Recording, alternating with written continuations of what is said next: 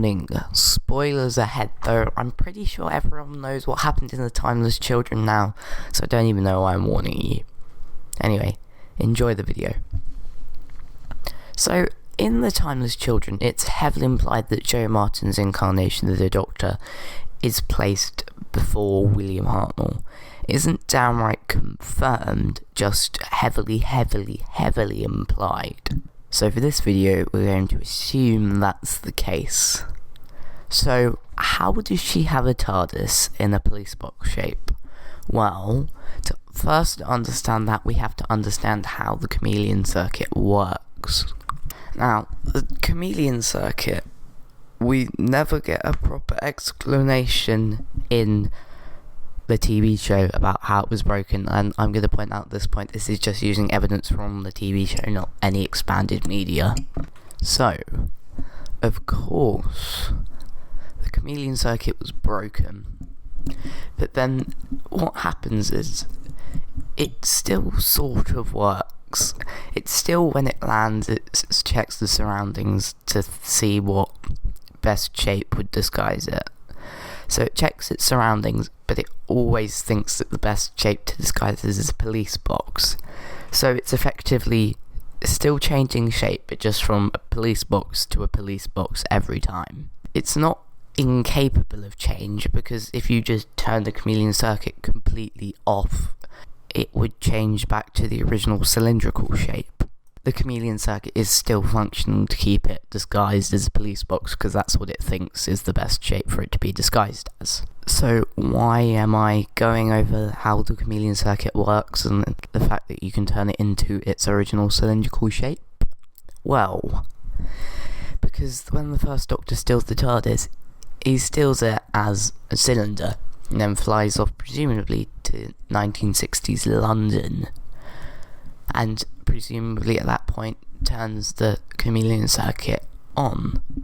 He then presumably kidnaps Ian and Barbara and ends up in the Stone Age, where he seems surprised that it hasn't changed from its police box shape.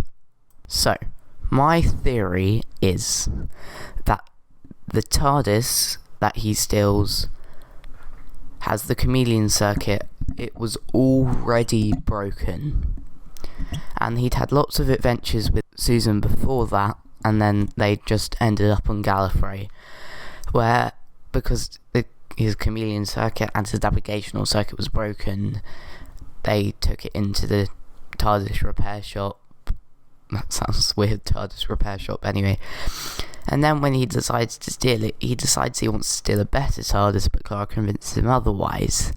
So, if the chameleon circuit was broken before, why does he seem surprised that it doesn't change its shape from a police box?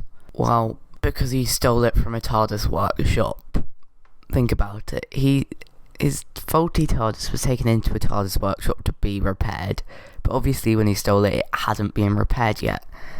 So, why wasn't it repaired? I'd wonder why it wasn't repaired. He stole it from a TARDIS workshop with a faulty chameleon circuit. He takes it away expecting it to be fixed, but they haven't. So, of course he'd be surprised that the chameleon circuit isn't working. And also, do you remember what I said about you can turn the chameleon circuit off to return it to its original cylindrical shape? I'm guessing in the workshop they probably did that, and that's why it's in its original cylindrical shape when it's stolen by the first Doctor again. I'd go even further with this theory and say I think the Doctor is probably gifted this TARDIS by the Division, and then when escaping from the Division, the TARDIS is being fired at and they're trying to stop the Doctor, and in the process the chameleon circuit is probably broken along with the navigational circuit.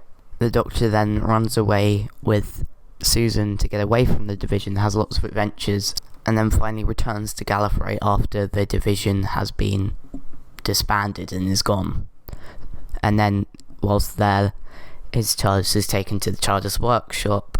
He then decides to run away again, and then attempts to steal a better TARDIS, like Type 50 TARDIS or something, but Clara persuades him to steal his original TARDIS with the broken chameleon circuit and the broken navigational circuit. But hey, none of the stuff I've said might have happened. It might all be completely wrong. That's just the beauty of fan theories. My name's been Cyberman Alf. You've been watching the Fan Theories #1. Hope you enjoyed. Tell me what you thought of the theory down in the comment section below. Do you have any theories of your own? Please remember to like, subscribe. I upload videos every Sunday, or at least I try to. It's kind of hard at the moment in isolation, but I will still try to.